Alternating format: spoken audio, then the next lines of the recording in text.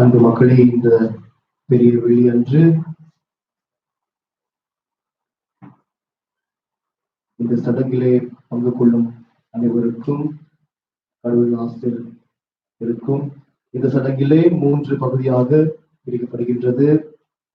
முதல் பகுதியிலே இறை வார்த்தை வழிபாடு, இரண்டாவது திருச்சிலுவை ஆராதனை இருக்காது, மூன்றாவது நற்கருணை வழிபாடு. இந்த 3 வழிபாட்டிலே பங்கேற்று நாம் கடவுளின் ஆசிரை பெறுவோம்.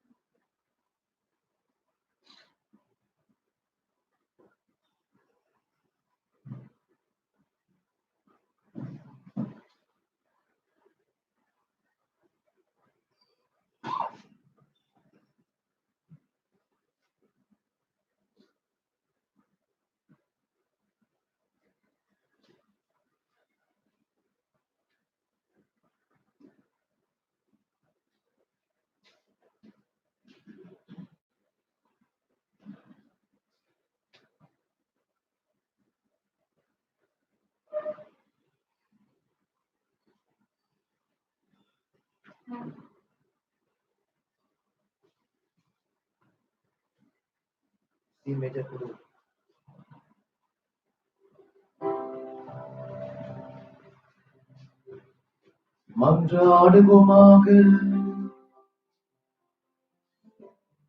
ஆண்டவரே, உம் திருமகன் கிறிஸ்து தமது இரத்தத்தை சிந்தி உம் அடியார்களுக்காக பாஸ்கா மர நிகழ்வை ஏற்படுத்தினார்.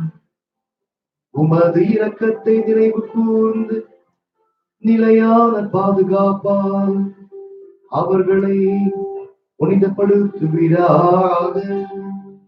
என்றென்றும் வாழ்ந்து ஆட்சி செய்கின்றவர் வழியாக உம்மை மன்றாடுகின்றோம்.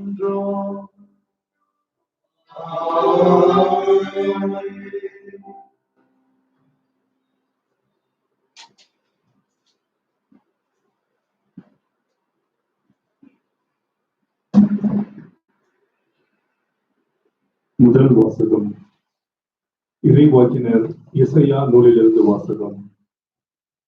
இதோ என் ஊழியர் சிறப்படைவார், அவர் மேன்மைப்படுத்தப்பட்டு உயர்த்தப்பட்டு பெரிதும் மாற்றி வருவார். அவரை கண்ட பலர் திகைப்புற்றனர். அவரது தோற்றம் பெரிதும் உருக்குலைந்ததால் மனித சாயலே அவருக்கு இல்லாதிருந்தது, மானிடரின் உருவமே அவருக்கு இல்லை. அவ்வாறே அவர் பல பிற இனத்தாரை அதிர்ச்சிக்குள்ளாக்குவார். அரசர்களும் அவரை முன்னிட்டு வாய்போர்த்தி நிற்பர். ஏனெனில் தங்களுக்கு சொல்லப்படாததை அவர்கள் காண்பர், தாங்கள் கேள்விப்படாததை அவர்கள் புரிந்து கொள்வர். நாங்கள் அறிவித்ததை நம்பியவர் யார்? ஆண்டவரின் ஆற்றல் யாருக்கு வெளிப்படுத்தப்பட்டது? இளம் தளிர் போடும் வறண்ட நில வேர்போடும் ஆண்டவர் முன்னிலையில் அவர் வளர்ந்தார். நாம் பார்ப்பதற்கேற்ப அமைப்போ அவருக்கு இல்லை, நாம் விரும்பத்தக்க தோற்றமும் அவருக்கு இல்லை. அவர் இகழப்பட்டார், மனிதரால் புறக்கணிக்கப்பட்டார், வேதனையுற்ற மனிதராய் இருந்தார், நோயுற்று நலிந்தார், காண்போர் தம் முகத்தை மூடிக்கொள்ளும் நிலையில் இருந்தார். அவர் இழிவுபடுத்தப்பட்டார், அவரை நாம் மதிக்கவில்லை. மெய்யாகவே அவர் நம் பிடிகளை தாங்கிக் கொண்டார், நம் துன்பங்களை சுமந்து கொண்டார். நாமோ அவர் கடவுளால் வதைக்கப்பட்டு நொறுக்கப்பட்டவர் என்றும் சிறுமைப்படுத்தப்பட்டவர் என்றும் எண்ணினோம். அவரோ நம் குற்றங்களுக்காக காயமடைந்தார், நம் தீச்செயல்களுக்காக நொறுக்கப்பட்டார். நமக்கு நிறைவாழ்வை அளிக்க அவர் தண்டிக்கப்பட்டார். அவர் தம் காயங்களால் நாம் குணமடைகின்றோம். ஆடுகளைப் போல் நாம் அனைவரும் வழி தவறி அலைந்தோம். நாம் எல்லோரும் நம் வழியே நடந்தோம். ஆண்டவரோ நம் அனைவரின் தீச்செயல்கள் அவர் மேல் சுமத்தினார். அவர் ஒடுக்கப்பட்டார், சிறுமைப்படுத்தப்பட்டார். ஆயினும் தம் வாயை திறக்கவில்லை. அடிப்பதற்கு இழுத்துச் செல்லப்பட்ட ஆட்டுக்குட்டி போலும், ரோமம் கத்தரிப்போர் முன்னிலையில் கத்தாத செம்மறி போலும் அவர் தம் வாயை திறவாதிருந்தார். அவர் கைது செய்யப்பட்டு தீர்ப்பிடப்பட்டு இழுத்துச் செல்லப்பட்டார். அவருக்கு நேர்ந்ததை பற்றி அக்கறை கொண்டவர் யார்? ஏனெனில் வாழ்வோர் உலகினின்று அவர் அகற்றப்பட்டார். என் மக்களின் குற்றத்தை முன்னிட்டு கொலையுண்டார். வன் செயல் எதுவும் அவர் செய்ததில்லை. வஞ்சனை எதுவும் அவர் வாயில் இருந்ததில்லை. ஆயினும் தீயவரிடையே அவருக்கு கல்லறை அமைத்தார்கள். செத்தபோது அவர் செல்வரோடு இருந்தார். அவரை நொறுக்கவும் நோயால் வதைக்கவும் ஆண்டவர் திருவுளம் கொண்டார். அவர் தம் உயிரை குற்ற நீக்க வழியாக தந்தார். எனவே தம் வழிவரவு கண்டு நீடு வாழ்வார். ஆண்டவரின் திருவுளம் அவர் கையில் சிறப்புறும். அவர் தம் துன்ப வாழ்வின் பயனை கண்டு நிறைவடைவார். நேரியவராகிய என் ஊழியர் தம் அறிவால் அவரை நேர்மையாளராக்குவார். அவர்களின் தீச்செயல்கள் தாமே சுமந்து கொள்வார். ஆதலால் நான் அவருக்கு மதிப்பு மிக்கவரிடையே சிறப்பு பங்களிப்பேன். அவரும் வலியவரோடு கொள்ளை பொருளை பங்கிடுவார். ஏனெனில் அவர் தம்மையே சாவுக்கு களியேத்தார். கொடியவர்கள் ஒருவராக கருதப்பட்டார். ஆயினும் பலரின் பாவத்தை சுமந்தார். கொடியோருக்காக பரிந்து பேசினார். ஆண்டவர் வழங்கும் அருள்வாக்கு. இறைவா உமக்கு நன்றி.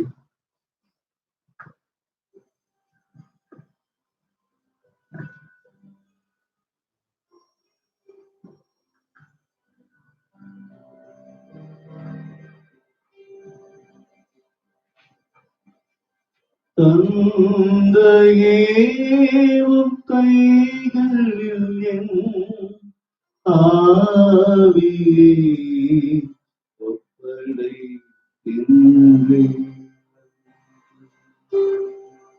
தந்தையே உம் கைகளில் என் ஆவியை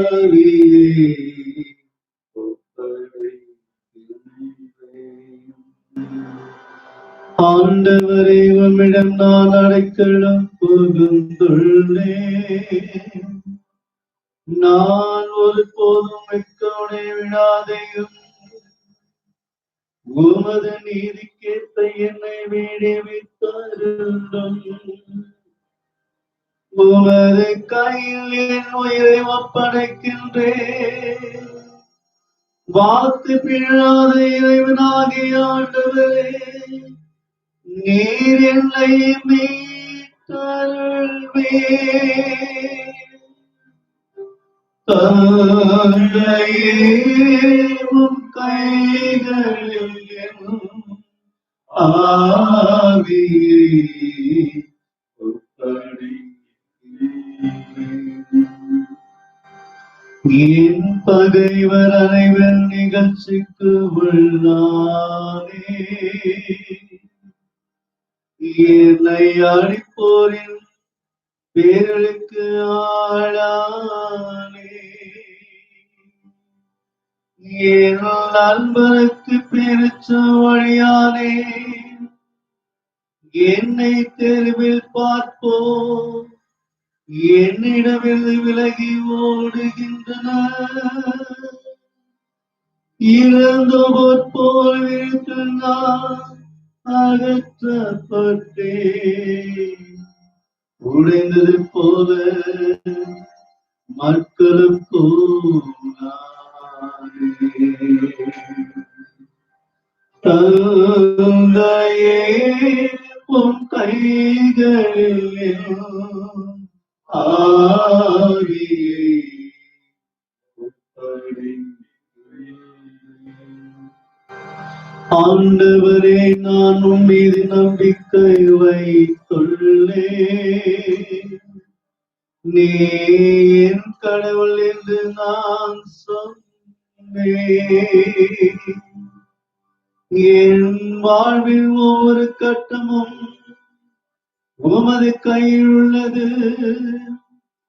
என் எதிரிகளின் கையிலும் என்னை பொருத்தாதேயும் என்று என் விடுவித்தருளும். தந்தையே, உம் கைகளில் ஆவியை ஒப்படைக்கின்றேன். உமது முகத்தின் ஒளியை அடியின் மீது வீசு செய்யும். உமது பேரின்பால் என்னை விடுவித்தருளும். ஆண்டவருக்காக நம்பிக்கையுடன் காத்திருப்போரே, நீங்கள் அனைவரும் உள்ளத்தில் வளைவும் உறுதியும் கொள்வீர்களாக. தந்தையே, உம் கைகளில் ஆவியை ஒப்படைக்கின்றேன். தந்தையே, உம் கைகளில் ஆவியை ஒப்படைக்கின்றேன்.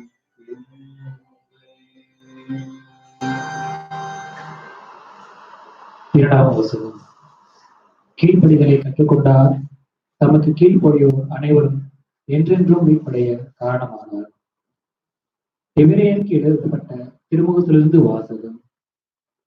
வானங்களை கடந்து சென்ற இறைமகனாகிய இயேசுவை நாம் தனிப்பெரும் தலைமை குருவாக கொண்டுள்ளதால் நாம் அறிக்கையிடுவதை விடாது பற்றிக் கொள்வோமாக.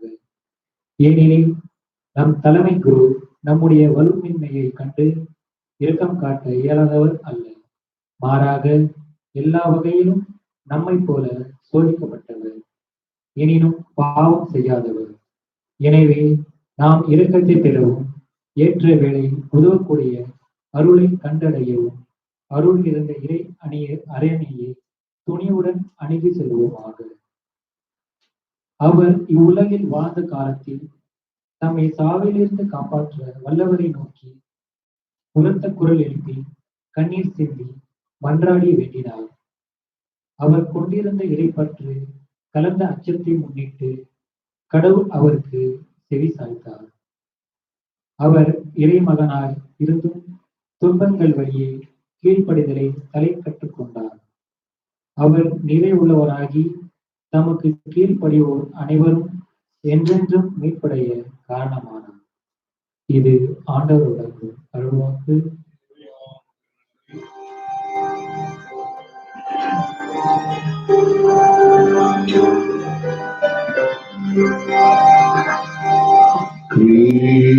கிறிஸ்துநாத நமக்காய் இறந்தார்.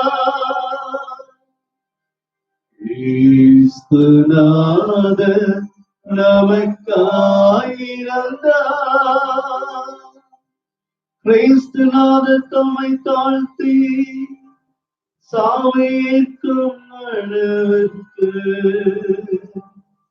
அதுவும் சிலுவை சாவை ஏற்கும் அளவுக்கு கீழ்ப்படிபவரானார்.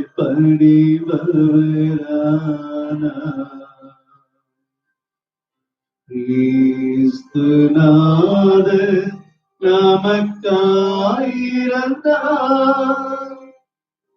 ஆதலால் தான் கடவுள் அவரை எல்லோருக்கும் மேலாய் உயர்த்தி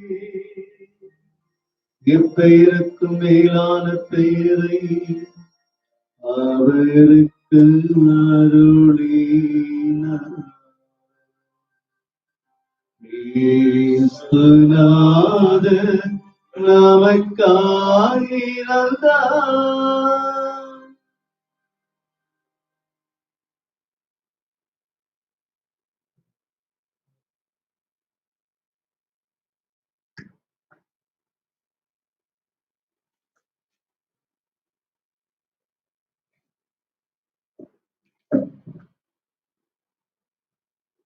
ஆண்டவர் உங்களோடு இருப்பாராக.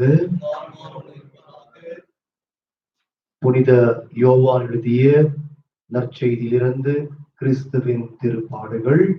கிறிஸ்துவே உமக்கு புகழ்.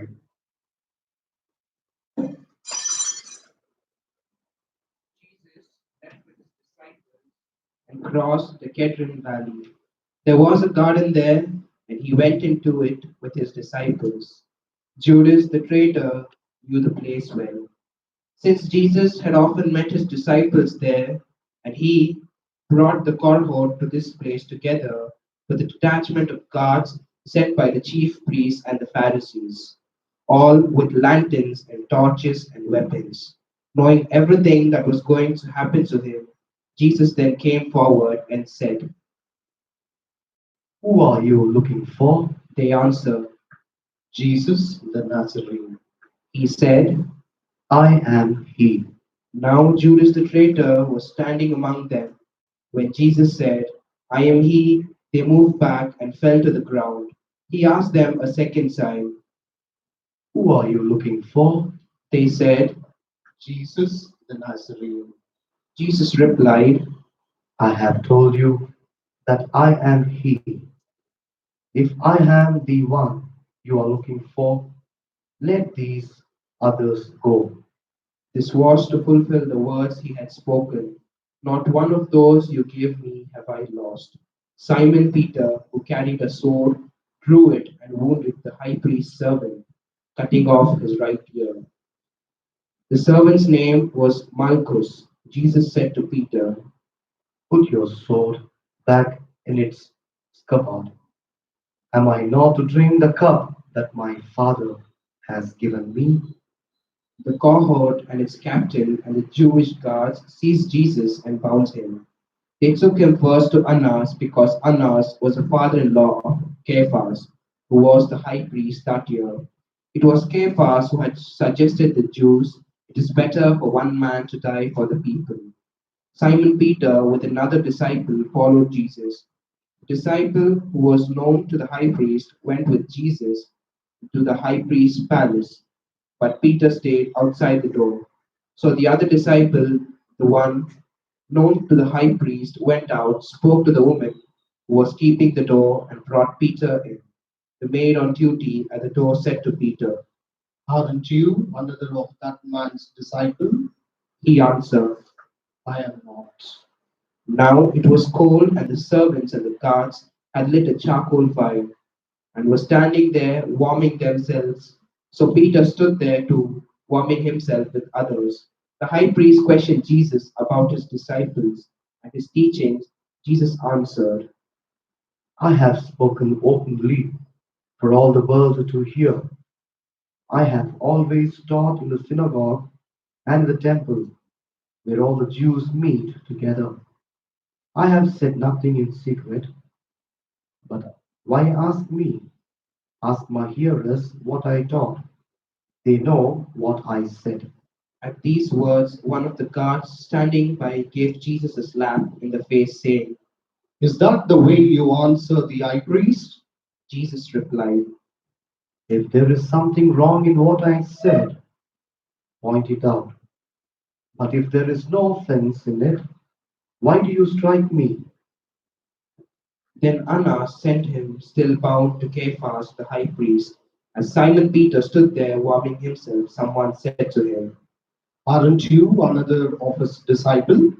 He denied it, saying, I am not. One of the high priest's servants, a relation of the man whose ear Peter had cut off, said, Didn't I see you in the garden with him? Again, Peter denied it, and once a cock crew. They then led Jesus from the house of Caiaphas to the Praetorium. It was now morning. They did not go into the Praetorium themselves, or they would be defiled and unable to eat the Passover. So Pilate came outside to them and said, What charges do you bring against this man? They replied, If he were not a criminal, we should not be handing him over to you. Pilate said, Take him yourself and try him by your own law. The Jews answered, We are not allowed to put a man to death. This was to fulfill the words Jesus had spoken, indicating the way he was going to die. So Pilate went back into the praetorium and called Jesus to him. He asked, Are you the king of Jew? Jesus replied, Do you ask this of your own accord, or have others spoken to you about me? Pilate answered, Am I a Jew? It is your own people and the chief priests you who have handed you over to me. What have you done? Jesus replied, Mine is not a kingdom of this world. If my kingdom were of this world, my men would have fought to prevent my being surrendered to the Jews.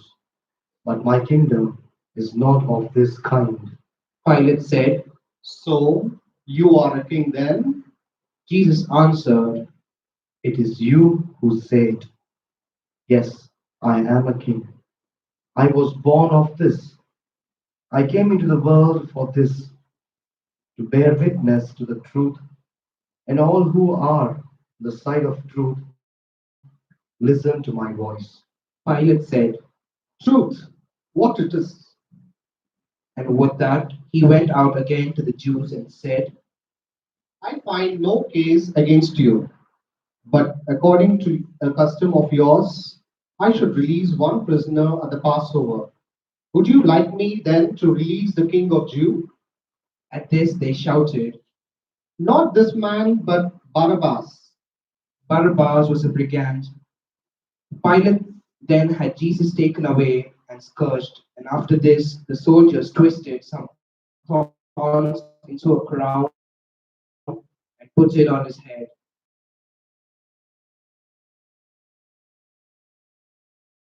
They brought him outside again. Of you to let you see that I find no case.